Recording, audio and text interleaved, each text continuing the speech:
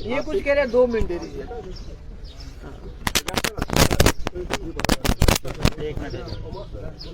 Madam आप कल मिले थे एलजी साहब से आपने क्या क्या बातें की उनके सामने?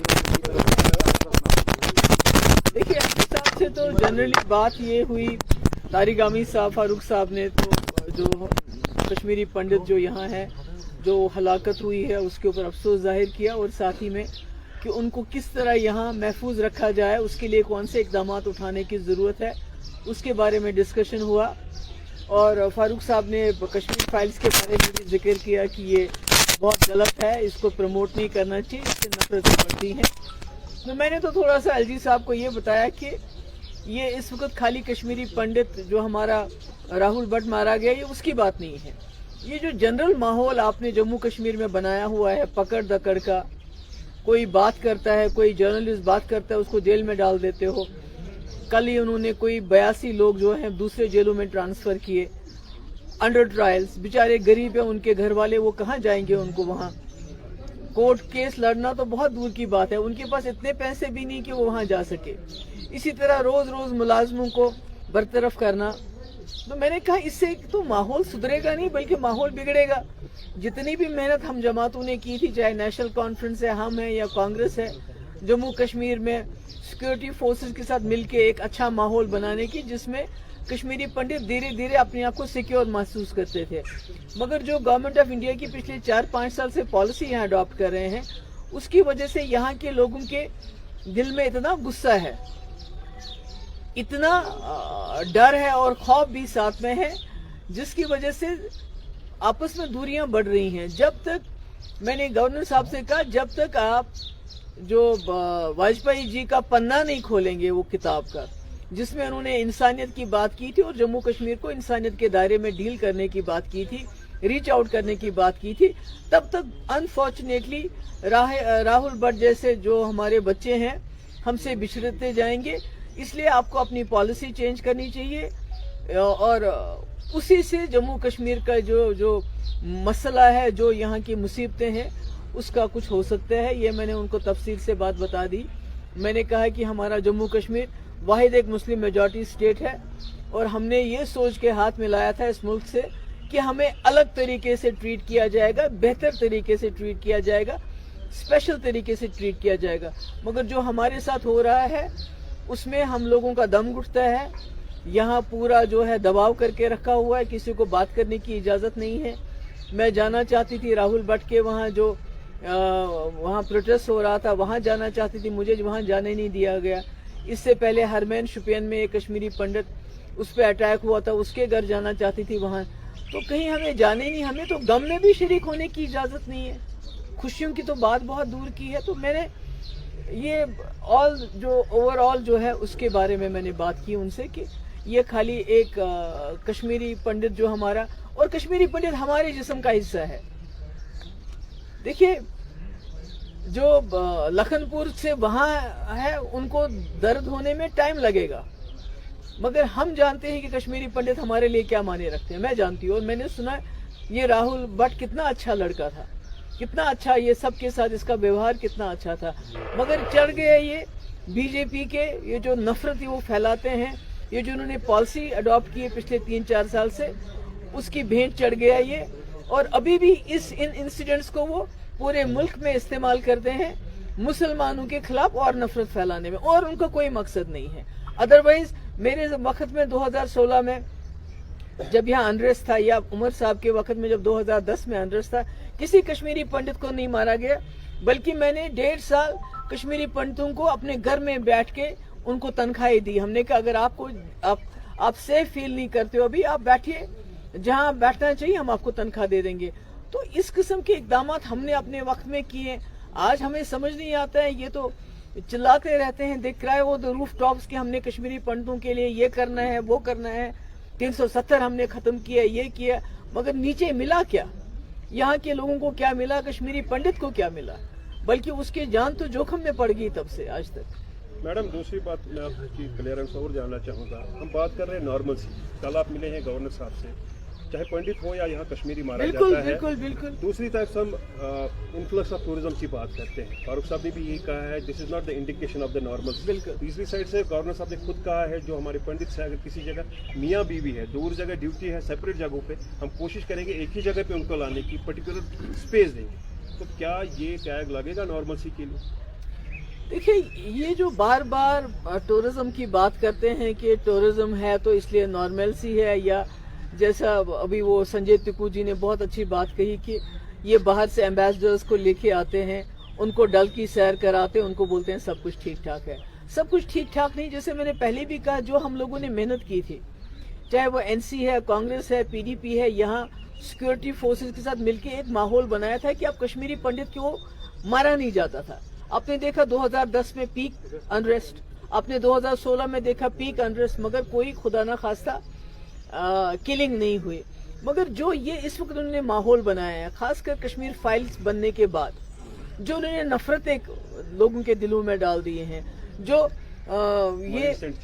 जो बिल्कुल बिल्कुल एक नैरेटिव के साथ ये माइंडसेट चेंज कर रहा है। और अनफॉर्चुनेटली जो मीडिया है, जैसे कल मुजफ्फर शाह साहब ने वहां बताया, गवर्नर साहब को कहा, ये जो मीडिया शाम को 4 घंटे हिंदू मुस्लिम डिबेट करता है, उससे और नफरतें बढ़ रही हैं और उसका असर हमारे जम्मू कश्मीर पे डायरेक्ट पड़ता है। जब आप मुसलमानों को निशाना बनाते हैं, उनके घर तोड़ देते हैं, हमारे मस्जिदों को जो है दिन ब दिन बाबरी मस्जिद बना के शहीद करके वहाँ कुछ और बनाना चाहते हो, तो उससे कश्मीर में डायरेक्ट इम्पैक्ट पड़ता है और यहाँ लोगों में और दूरियां बढ़ती हैं। तो फारूक साहब ने अभी इसी बात को थोड़ा सा दोहराया था कि अब ये कश्मीर की बात नहीं है, across the country Muslim is safe नहीं। वो तो मैंने पहले भी कहा है कि पूरे मुल्क के अंदर जो हालात हैं बहुत बद से बदतर होते जा रहे हैं, खतरनाक होते जा रहे हैं, जहां हर चीज पे जो है, जो भी मुसलमानों की शनाख्त है, कोविड जब हुआ तो कहा मुसलमानों ने कोविड फैलाया है। अब खुद ही बताइए इससे बदतर और क्या हो सकता है। अनफॉर्चुनेटली जो उन्होंने वादे किए थे कि हम साल में 2 करोड़ नौकरियां देंगे, इन्होंने कहा था हम महंगाई को कम करेंगे, 15 लाख रुपए लाके गरीबों के अकाउंट में डाल देंगे, तो उसका उलट हो गया। महंगाई तो आसमान को छू रही है, दाल चावल खाना भी गरीब के लिए मुश्किल हो गया। नौकरियों का तो नामो निशानी नहीं है, बल्कि हमारे यहाँ तो नौकरियों से लोगों को निकालते हैं। तो इन सब सवालों का इनके पास कोई जवाब नहीं है, इसलिए लोगों का ध्यान हटाने हैं। अब इनके पास लोगों को बेचने के लिए कुछ भी नहीं है, सिर्फ हिंदू मुस्लिम नफरत। आज ये मस्जिद, कल वो मस्जिद, परसों वो मस्जिद। मैं तो बार बार कि इनको बोलो एक ही बार हमें मस्जिदों की लिस्ट बताओ जिस पे आपकी नजर है, क्योंकि मैंने पहले भी कहा हम जहां सजदा करेंगे हमारा अल्लाह वहीं है।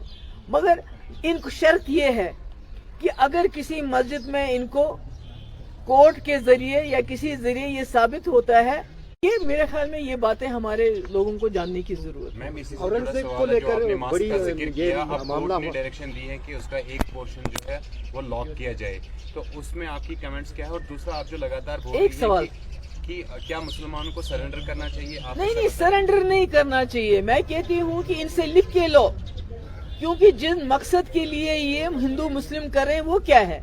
वो ये है कि ये बेरोजगारी बढ़ गई है, नौकरी नहीं दे पाते हैं, महंगाई बढ़ गई है, लोगों का जीना मुश्किल हो गया। वो 5 किलो चावल पे इन्होंने लोगों को रखा है महीने का, वो देते हैं तो बेचारे इतने गरीब हो गए। इनके वक्त में 80 करोड़ लोग जो हैं वो फ्री राशन पे चल रहे हैं, क्योंकि उनके पास इतनी कमाई नहीं होती कि वो दिन अपने 2 टाइम का खाना दे सके।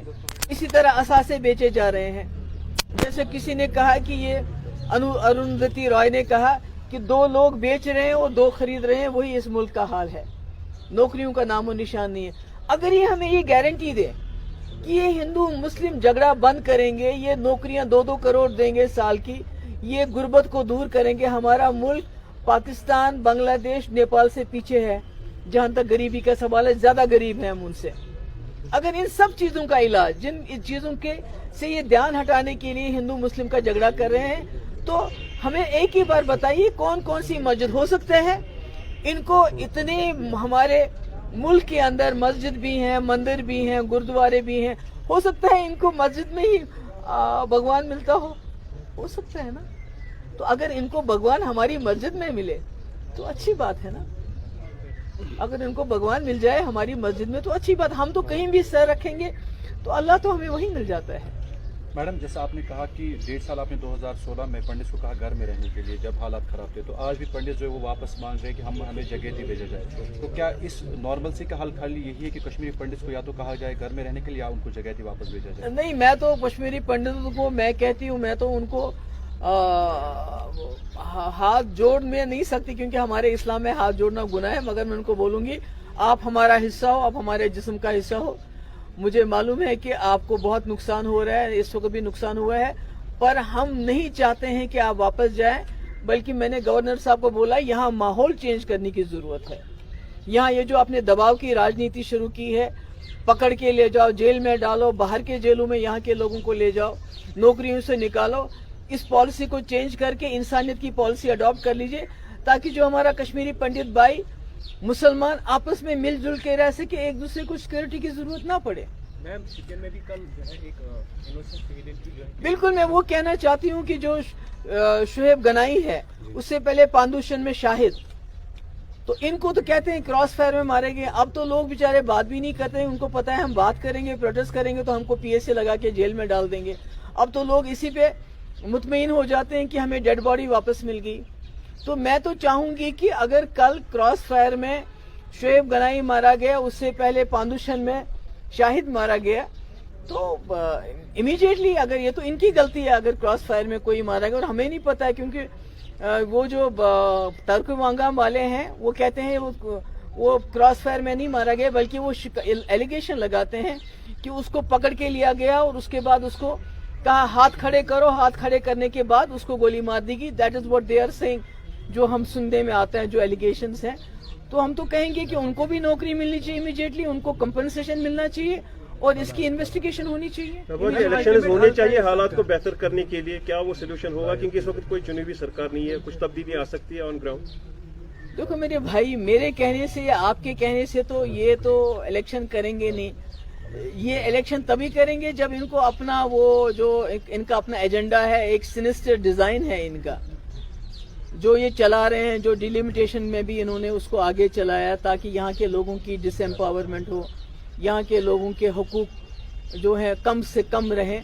तो जब इनका दिल करेगा तब करेंगे, आपके और मेरे कहने से तो नहीं होगा ना कुछ। औरंगजेब को लेकर बड़ी बहस छिड़ गई है। सॉरी, औरंगजेब को लेकर कि वहाँ पर कल फडणवीस ने कहा कि वहाँ पर बंद करना चाहिए उसके मज़ार को, औरंगजेब। तो उस पर जो है जुनैद मुत्तू ने लिखा है कि भाई बहुत बड़े आलिम है, इस्लामी मुफक्किर है।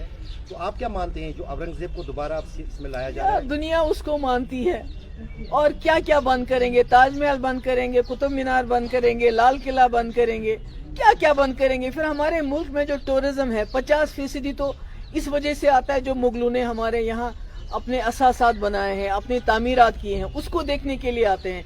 50% लोग हमारे मुल्क में सिर्फ ताजमहल देखने को आते हैं, और जो जितनी भी हेरिटेज है उसमें मुगलों का सबसे बड़ा हाथ है। उसके बाद जो कुछ बचता है टूरिज्म, वो इस मुल्क में कश्मीर को देखने के लिए आते हैं। तो जब दोनों चीजों को ये बिगाड़ने पे तुले हुए हैं, पहले तो बेरोजगारी इतनी है, अगर टूरिज्म को भी ये खत्म करना चाहते हैं तो बेरोजगारी और बढ़ाना चाहते हैं तो बढ़ाएं, क्या कह सकते हैं आप। बाकी फर्नांडिस और वैसे लोग जो बात कहते हैं ये कोई नई बात नहीं है, ये इनका एजेंडा का है, इनका जो RSS का एजेंडा है उसी को बीजेपी इस वक्त आगे चला रही है। हिंदू मुस्लिम करने के बगैर इनके पास कुछ भी नहीं है लोगों को देने के लिए। Thank you.